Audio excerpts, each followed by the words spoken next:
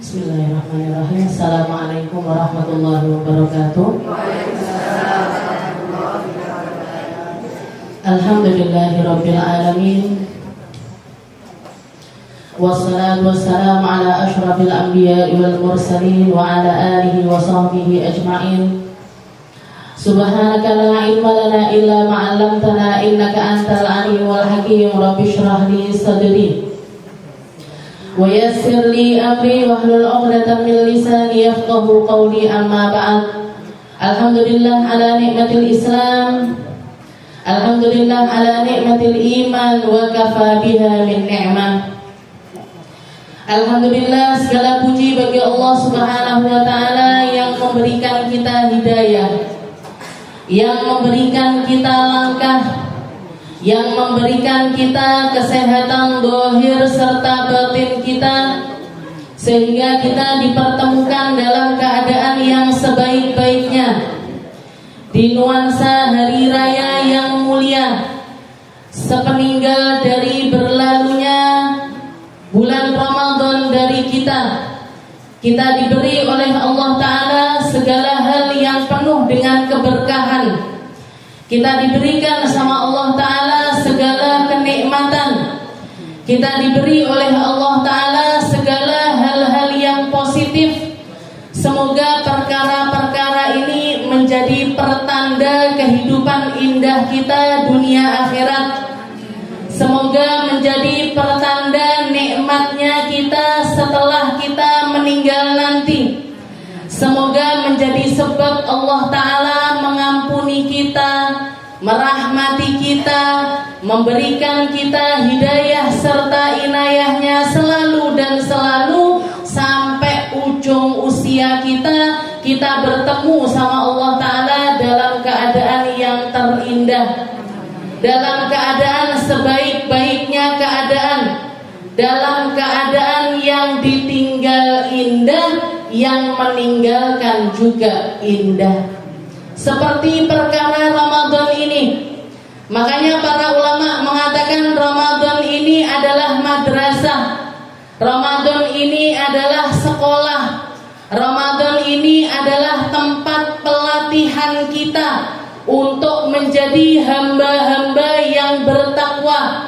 Allah Ta'ala mengatakan di dalam Al-Quran, ya ayyuhalladzina amanu kutiba alaikumus siyam kama kutiba alal ladzina min qablikum la'allakum tattaqun. Allah Ta'ala memberi kita Ramadan agar kita semakin bertakwa.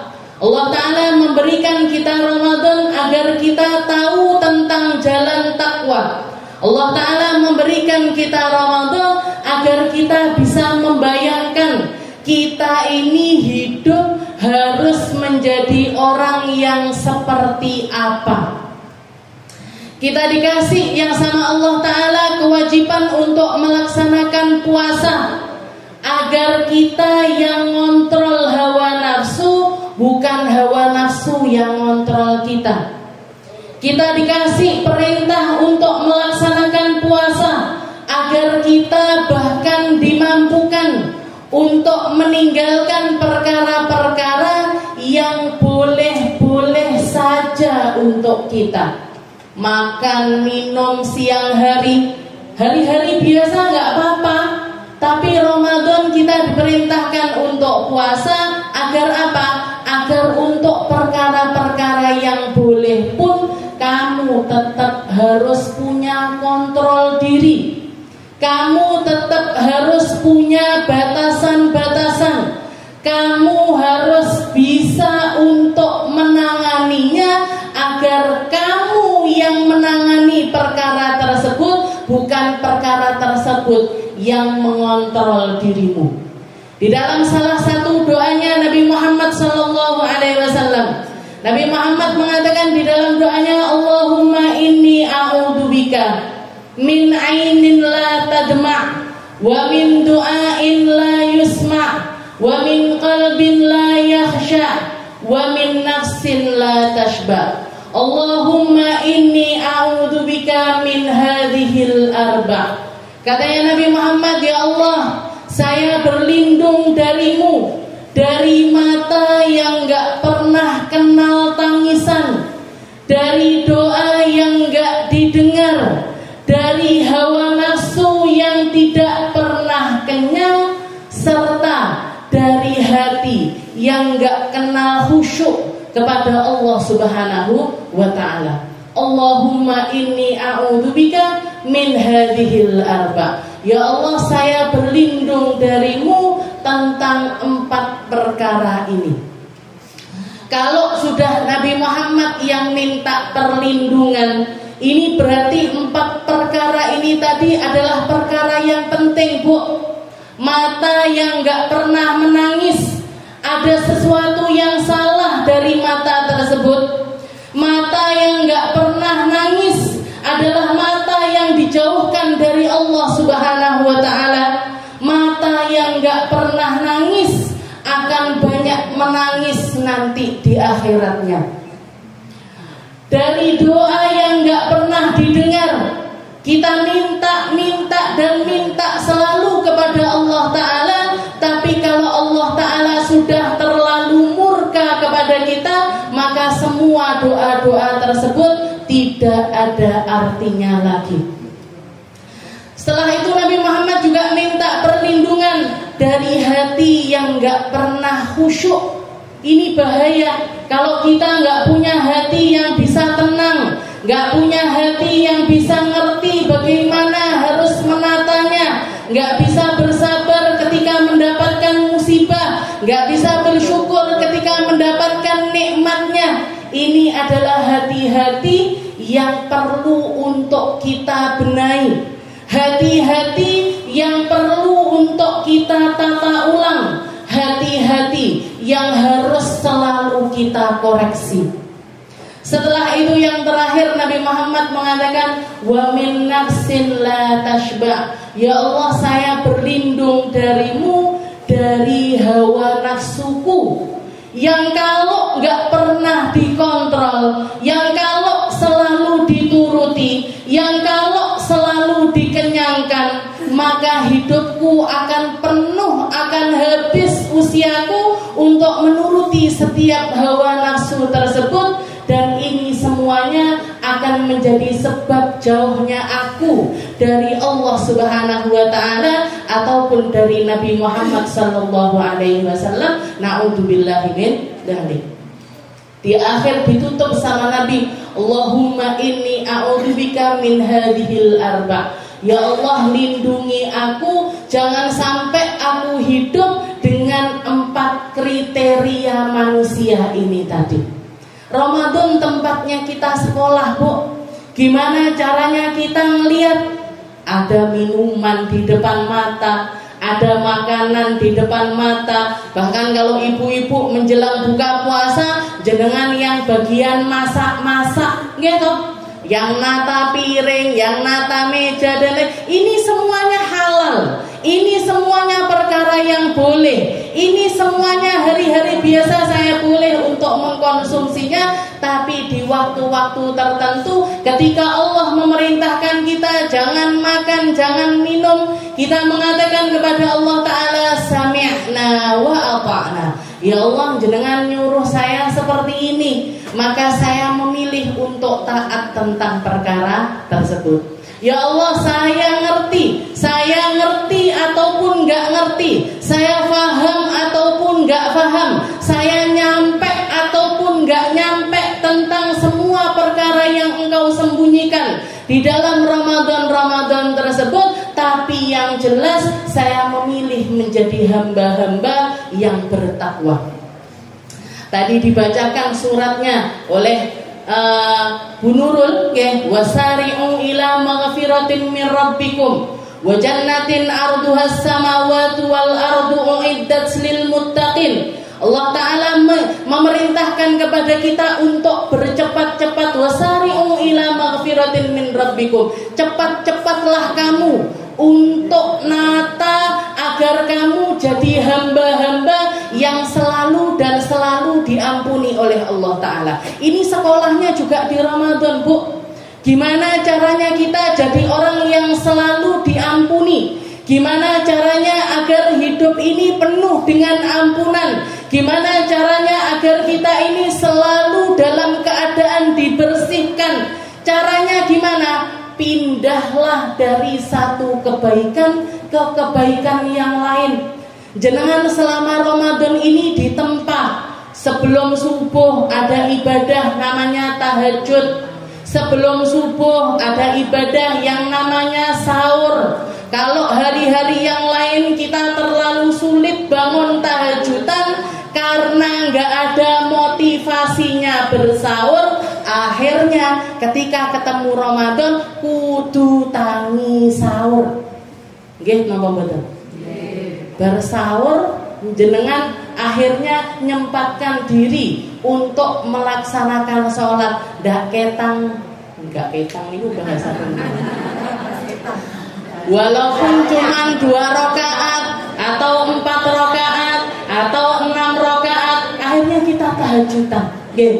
Dibikin sama Allah Ta'ala, disetting sama Allah Ta'ala, dibantu sama Allah Ta'ala. Dengan adanya Ramadan ini, kita tengah malam diajarkan ada hal-hal yang kita lakukan di penghujung malam yang terakhir.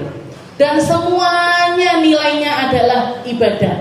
Dan semuanya penuh dengan keberkahan. Nabi Muhammad mengatakan tasahharu fa inna fis sahuri barakah. Katanya Nabi Muhammad, kalau kamu puasa bersahurlah karena di dalam sahur itu ada perkara yang penuh berkah. Setelah itu pindah lagi. Kita setelah itu melaksanakan subuh. Kalau hari-hari yang lain karena terlalu ngantuk, karena antara tidur sama bangun subuh itu terlalu pendek, nggak ada latihannya terlebih dulu atau nggak ada pemanasannya lebih dulu, akhirnya sholat subuh niku biasanya angope karo ilinge akean angope. Setelah itu yang dipikiran bariki turu. Habis ini tidur.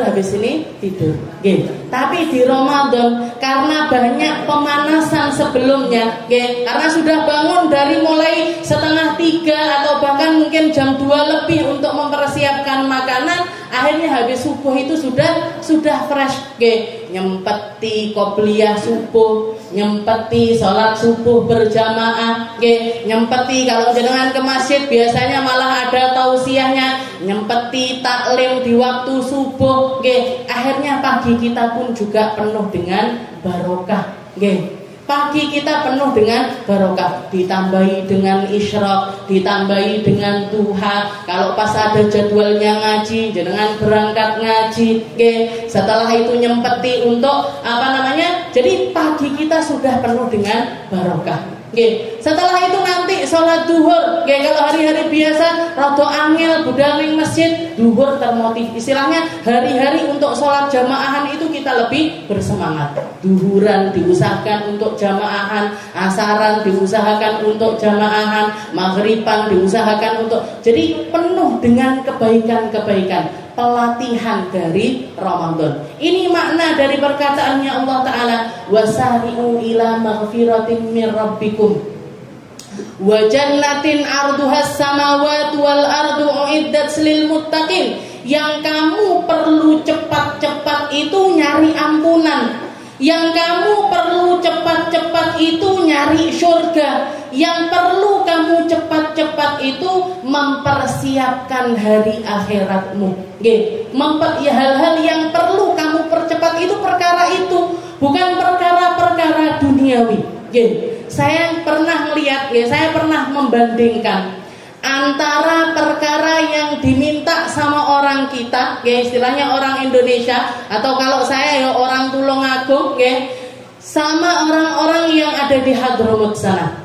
Kita sering kalau berpisah atau setelah ketemu, setelah itu ada perpisahan, kita sering kali minta kepada orang lain, doakan saya ya. Istausu bid-du'a, istausuni bid-du'a.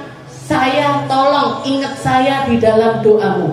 Tolong ingat saya untuk selalu ada di dalam munajatmu. Itu seringkali kita minta doa. Orang sini sering minta doa. Orang sana juga banyak minta doa. Bahkan setiap kali perpisahan tolong doakan saya. Paling nanti biasanya jawabannya doa. Saya akan doakan kamu seperti sebagaimana kamu juga mendoakan saya.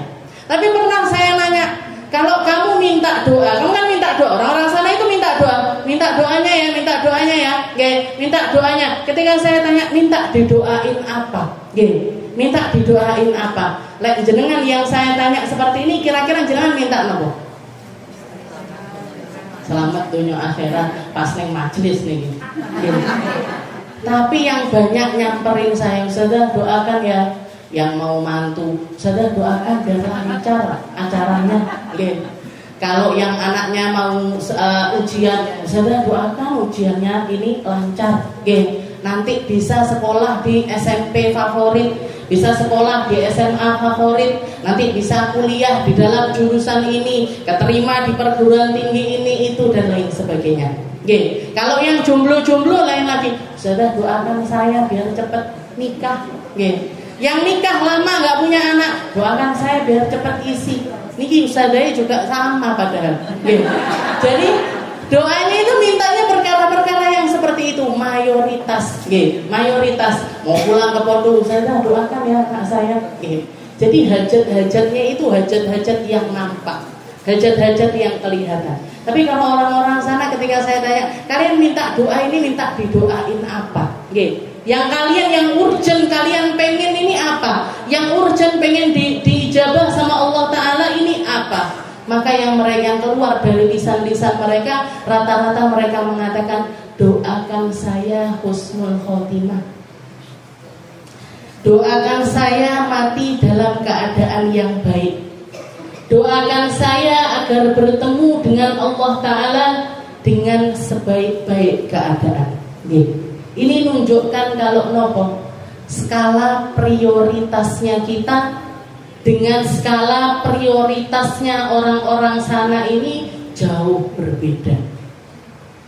Kita sibuk dengan perkara-perkara yang nampak, kita sibuk dengan apa yang menjadi keinginan hawa nafsu kita, kita sibuk dengan perkara-perkara yang ingin kita tata di dalam kehidupan kita. Lupa kalau segalanya sudah diaturkan oleh Allah Subhanahu wa Ta'ala. Qadha sudah dituliskan, qadar juga sudah dituliskan.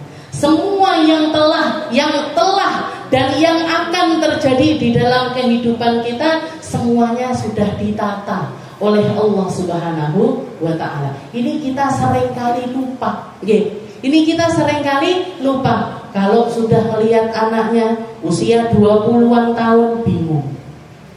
Ya anakku jodohnya sopo? Iki kok anakku nanti ketemu jodohnya di mana? Ini nanti anak saya. Jadi apa yang nampak anaknya usia sekian dipikirkan, anak usia sekian dipikirkan, anak usia. Orang sana yang dipikirkan adalah husnul khotimah, kematian yang baik. Karena apa? Karena tahu persis semua perkara-perkara ibadah ini kalau tidak husnul khotimah, semuanya menjadi sesuatu yang sia-sia. Kembali lagi, pelajarannya ada di dalam Ramadan. Pelajarannya ada di dalam Ramadan. Jenengan beramal di hari pertama, jenengan beramal di hari kedua, jenengan beramal di hari ketiga, sampai hari ke-15, sampai hari ke-20, sampai akhir Ramadan. Puncaknya di mana? Husnul khotimahnya di mana? Penutupnya ada di mana? Ketika kita mampu berhari raya dengan keadaan yang terbaik. Ditutup dengan hari raya, Bu. Ditutup, closingnya ada di dalam hari raya kita. Kita hari raya, kita berhari raya, kita berid ini dalam keadaan yang seperti apa? Kalau doa yang diajarkan oleh para ulama kita seringkali diajarkan untuk mengucapkan minal aidina wal faizina kullu am wa antum bi khair, atau Id Mubarak.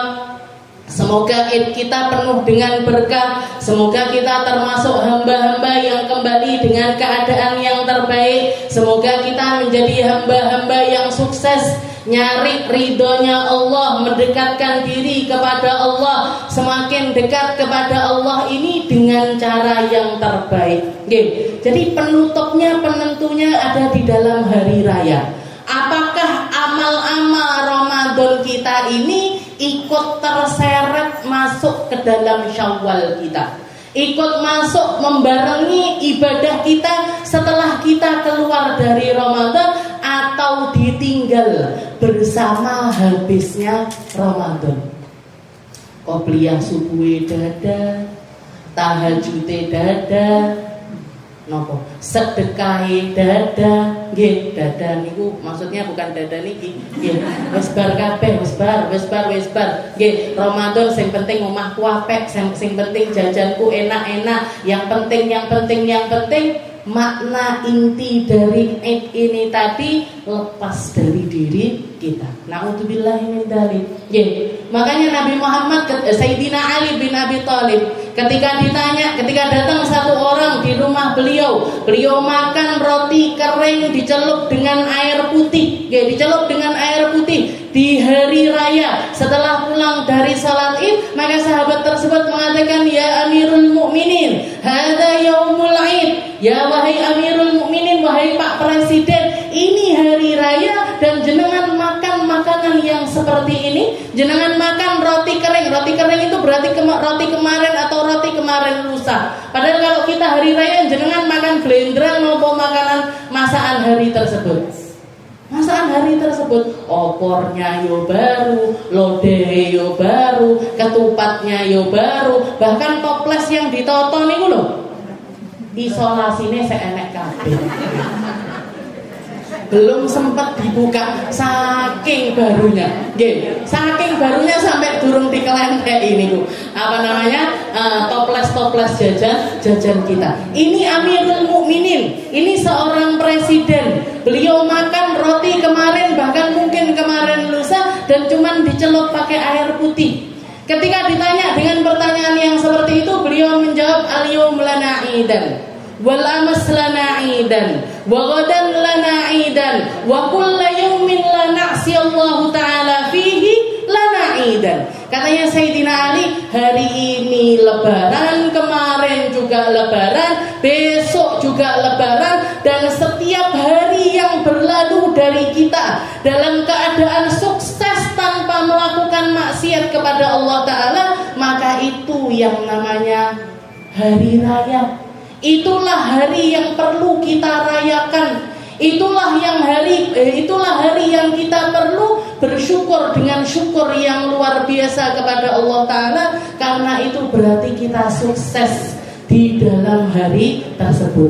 Tinggal mengistiqomahkannya untuk selalu sukses sampai kita ketemu dengan hari raya terbesar kita, yaitu hari raya ketika kita bertemu dengan Allah Ta'ala, hari raya ketika ajal kita datang kepada kita, hari raya ketika roh kita keluar dari jasad kita dan kita mampu menjadikannya sebagai roh yang bersih tanpa noda, roh yang bersih tanpa dosa, roh yang bersih untuk menghadap kepada Allah Subhanahu wa Ta'ala. Ini makna yang ada di dalam hati para solihin, di dalam hati orang-orang yang dekat kepada Allah Subhanahu wa Ta'ala. Maka ketika kita berhari raya, yang perlu untuk kita persiapkan lebih dari apa yang nampak dari kita adalah keadaan hati kita.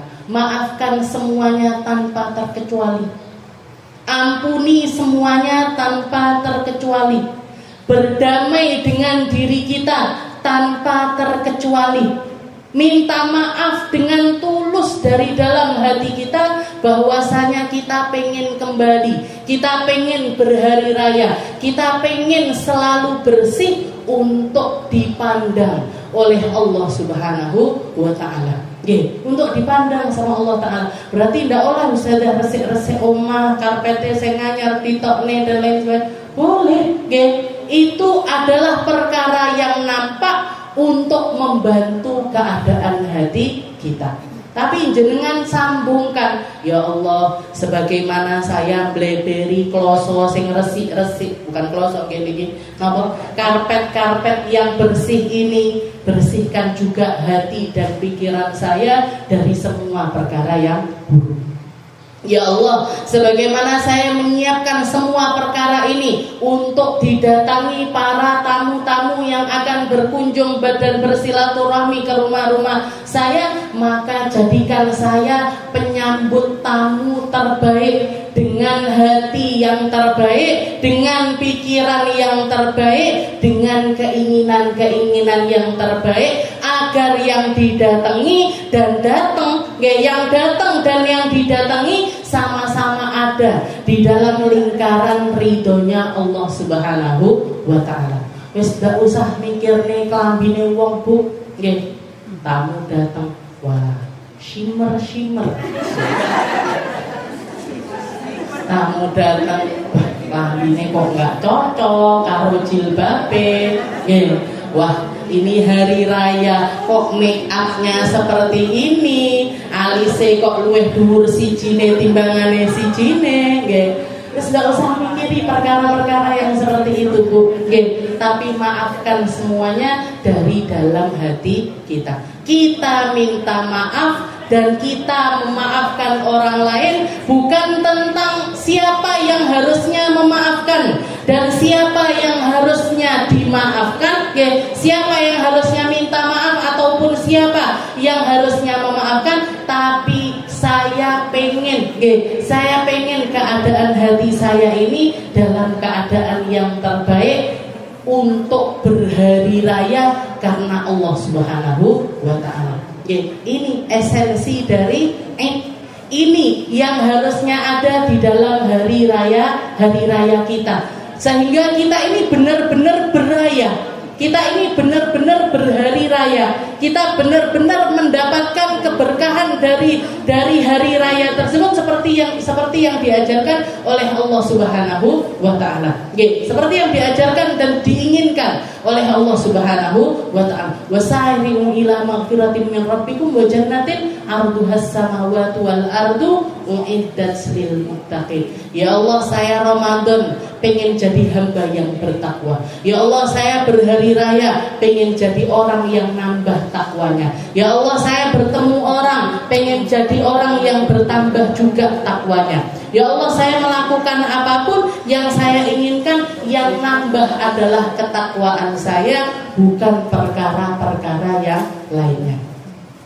Itu yang diajarkan oleh Ramadan. Karena kalau kita mikirkan tentang siapa yang minta maaf dan siapa yang harusnya memaafkan, niki ndak enek entek Bu.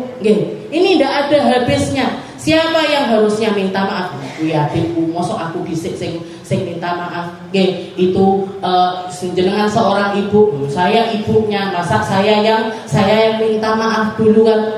Saya kan ini, saya kan begini, saya kan begitu dan lain sebagainya. Ini nggak akan ada habisnya. Buktinya apa? Buktinya kalau misalkan saya di sini berdoa, ya Allah, jadikanlah saya, jadikanlah kami istri-istri yang sabar menghadapi suami. Jenengan aminkan apa enggak? Ya Allah, jadikan saya ibu yang sabar menghadapi anak-anak. Aminkan apa enggak? Ya Allah, jadikan saya anak yang sabar ngerawat orang tua. Aminkan apa enggak?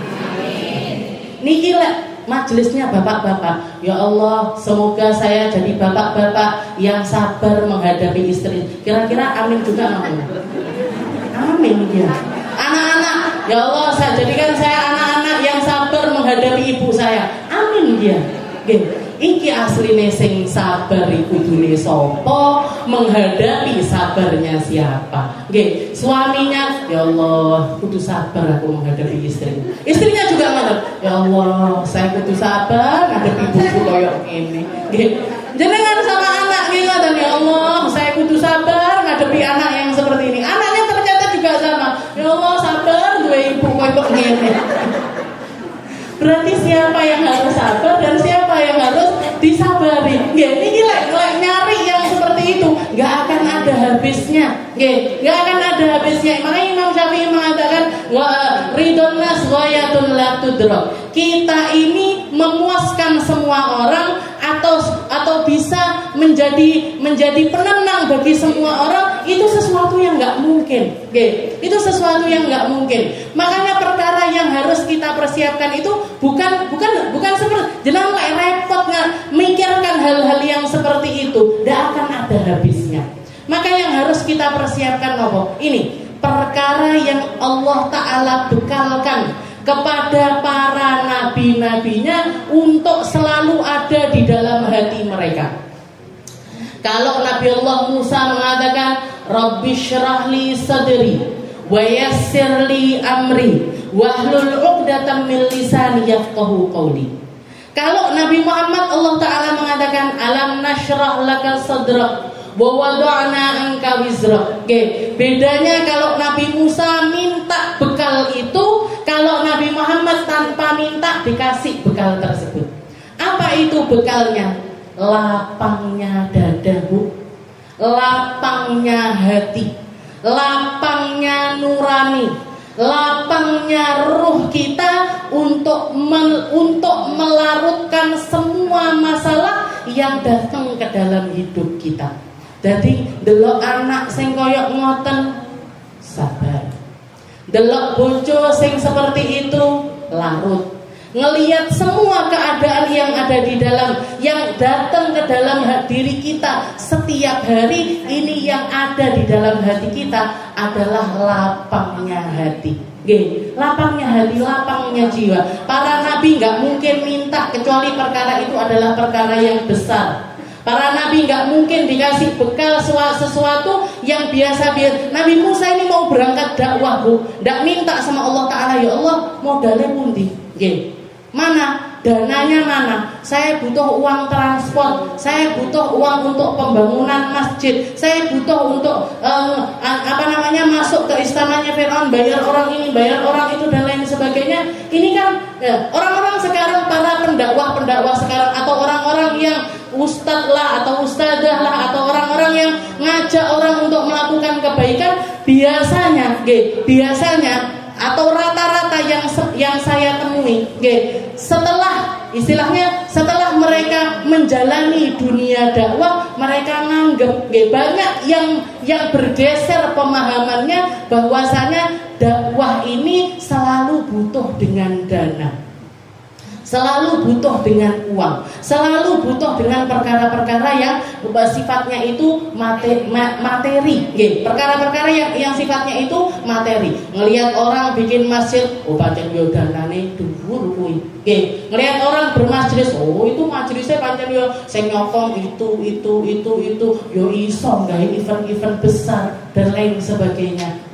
Padahal aslinya nopo, istilahnya yang dibawa sama para nabi, yang dibawa sama para rasul ketika mereka melangkah untuk berdakwah, ketika mereka melangkah untuk ngajak orang di dalam kebaikan, yang mereka minta sama sekali tidak ada yang berkaitan dengan materi. Rabbi syrahli sadri, ya Allah lapangkan hati saya. Karena ternyata kalau hatinya orang sempit, kalau seseorang diuji sama Allah Ta'ala dengan sempitnya hati, maka semua perkara di dunia ini tidak akan terlihat nikmatnya.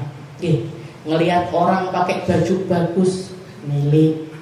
Ngelihat orang pakai tas bagus, milik. Ngelihat orang punya rumah indah, milik tok. Setelah milik, karena nggak kesampean, sempit akhirnya hatinya. Tapi ketika seseorang dilapangkan hatinya sama Allah Ta'ala, diluaskan hatinya oleh Allah Ta'ala, Allah Ta'ala yang akan membentangkan rezekinya, istilahnya mengatasi segala masalah-masalah yang hadir di dalam kehidupan orang tersebut. Rabbi syrahli sadri wa yassirli amri. Katanya Nabi Allah Musa, ya Allah lapangkan hati saya, mudahkan urusan saya. Wahlul 'uqdatam min lisani yafqahu qawli, dan lepaskan ikatan-ikatan yang ada di dalam lisan saya agar orang ngerti dengan apa yang saya sampaikan, agar orang paham dengan apa yang saya ucapkan, agar orang-orang ngerti dengan pengertian yang benar untuk jalan di jalannya Allah Subhanahu wa ta'ala. Rabbi syrah li sadri. Kalau Nabi Musa minta dulu baru dikasih sama Allah Ta'ala. Tapi Nabi kita Nabi Muhammad sallallahu alaihi wasallam belum minta sudah dikasih. Katanya Allah Ta'ala, alam nasyrah laka sadrak, bukankah telah aku lapangkan hatimu? Alam nasyrah laka sadrak wa wada'na anka wizrak, telah aku hapuskan semua dosa-dosamu, aku hapuskan segala hal yang beban-beban yang ada di dalam pundakmu, sehingga kamu mampu melangkah di dalam dunia dakwah ini dengan penuh ketenangan dari Allah Subhanahu wa Ta'ala. Ini yang harus ada di dalam hati kita. Berarti tenang bu atine. Hatinya tenang. Dan ketenangan hati ini kuncinya ada di mana? Kuncinya ada di dalam ridho dengan setiap takdir yang Allah Ta'ala berikan kepada kita. Di dalam hadis Nabi Muhammad mengatakan, "Dzaqa ta'amal iman man radiya billahi rabba wa bil islami dina wa bi Muhammadin nabiyya wa rasulah." Mereka-mereka yang mencicipi nikmatnya iman, dzaqa ta'amal iman, yang mencicipi rasa dari iman, sehingga semua hal akan larut di dalam keimanan. Keimanan ada di atas segala sesuatu, adalah mereka-mereka yang ridho dengan setiap ketentuan dari Allah, yang ridho Islam sebagai agamanya, dan ridho Nabi Muhammad sebagai penuntun hidupnya. Tiga ini tadi. Man radiya billahi rabba wa bil islami dina wa bi Muhammadin nabiyya wa rasulah. Karena kalau kita ngikuti apa yang diaturkan sama manusia, ini nggak akan ada habisnya. Kembali lagi, jangan lek sing dipikiri sapa sing minta maaf, siapa yang memaafkan, saya nanti gimana, saya nanti bagaimana, saya besok ngapain, saya besoknya lagi ngapain, dan lain sebagainya. Ini nggak akan ada habisnya. Kalau orang-orang yang ini para jomblo-jomblo, anak-anak usia 18 tahun, 19 tahun sampai 20 tahun ke atas yang dipikirkan itu, ini lek rapi paling adem paling. Ini kalau saya nikah paling hati saya akan tenang. Nikah, tambah tenang apa tambah sumpah? Tambah dikit masalah apa tambah banyak masalah? Tambah banyak masalah. Habis nikah tambah banyak masalah. Setelah nikah, ini kayaknya tenang saya kalau sudah punya anak. Punya anak satu. Tenang apa boten? Bentengah wengi, tangi, nyusoni, nyewoki, nopo dan lain sebagainya. Ini kayaknya kalau dua tambah tenang saya. Bukannya tambah tenang, tambah mumet.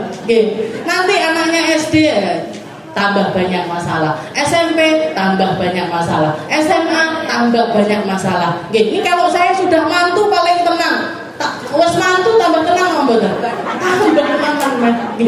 Enggak ada habisnya. Berarti kapan ini ketenangan ini kapan akan terjadi? Enggak akan ada penyelesaiannya. Enggak akan ada penyelesaiannya. Yang kita butuhkan adalah bekal untuk menghadapi setiap masalah tersebut. Apa itu? Apa ini? Bekalnya apa? Iman kepada Allah Ta'ala dibalut dengan amal-amal soleh.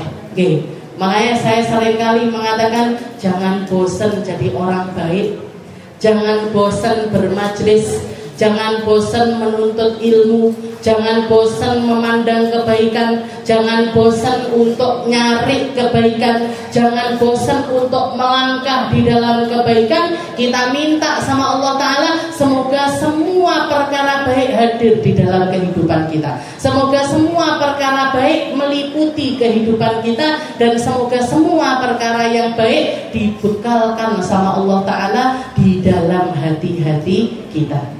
Itu yang kita minta sama Allah Ta'ala. Mugi-mugi semuanya diberkahi sama Allah. Mugi-mugi semuanya diampuni sama Allah. Mugi-mugi semuanya dirahmati oleh Allah. Mugi-mugi Allah Ta'ala meridhoi setiap langkah kita, meridhoi setiap umur kita, meridhoi setiap perkataan kita, meridhoi anak-anak kita, meridhoi harta-harta kita, meridhoi semua perkara yang Allah Ta'ala hadirkan di dalam kehidupan kita. Dan semoga Allah Ta'ala menjadikan Ramadan ini Ramadan yang akan selalu membersamai kita walaupun kita sudah keluar dari Ramadan. Esensi dari puasanya, dari bangun malamnya, dari sahurnya, dari sholat tarawehnya, dari ibadah Al-Qur'annya, dari ibadah harta kita dan lain sebagainya, semoga membersamai kita sampai keluar dari Ramadan, sehingga Ramadan kita menjadi Ramadan yang diterima sama Allah Ta'ala, menjadi Ramadan yang layak untuk dihadirkan di hadapan Allah Ta'ala, menjadi Ramadan yang akan selalu menjadi pelajaran kehidupan kita. Dan semoga kita semuanya dijadikan sama Allah Ta'ala para pioner-pioner kebaikan, menjadi duta-dutanya Nabi Muhammad yang menyebarkan setiap kebaikan di semua kehidupan kita, di rumah kita, di dalam masyarakat kita, di dalam tetangga-tetangga kita, di dalam keluarga kita. Semoga kita semuanya menjadi pembawa risalahnya Nabi Muhammad SAW. Dan semoga Allah Ta'ala memberkahi Majelis Az-Zahra ini, para perintisnya, para orang-orang yang berperan di dalam perkara-perkara yang berkaitan dengan majelis ini. Semoga semuanya diampuni sama Allah Ta'ala, mendapatkan keberkahan dunia akhirat, semakin dicinta Allah, semakin dicinta oleh Rasulullah, semakin diberkahi setiap langkah kehidupannya. Dan semoga Allah Ta'ala memperbanyak orang-orang semacam mereka yang menebarkan syariatnya Allah Ta'ala, yang bikin majelis di daerah sini, di daerah sini, di daerah sini, dan lain sebagainya, dan lain sebagainya. Semoga majelis-majelis kebaikan semakin banyak dan semakin ramai, dan semoga semuanya selalu ada di dalam lindungan dari Allah Ta'ala, dan semuanya ada di dalam rahmat dan ridho dari Allah Subhanahu wa Ta'ala. Dan semoga Allah Ta'ala memberikan kita kebaikan dunia akhirat, memberikan kita husnul khotimah, memberikan kita kematian yang baik, kematian yang indah, kematian yang penuh dengan ridho dari Allah Subhanahu wa Ta'ala. Ala hadhihi niyyah wa ala niyatin salihah wa ila hadratin Nabi Muhammad sallallahu alaihi wasallam. Sirrul Fatihah.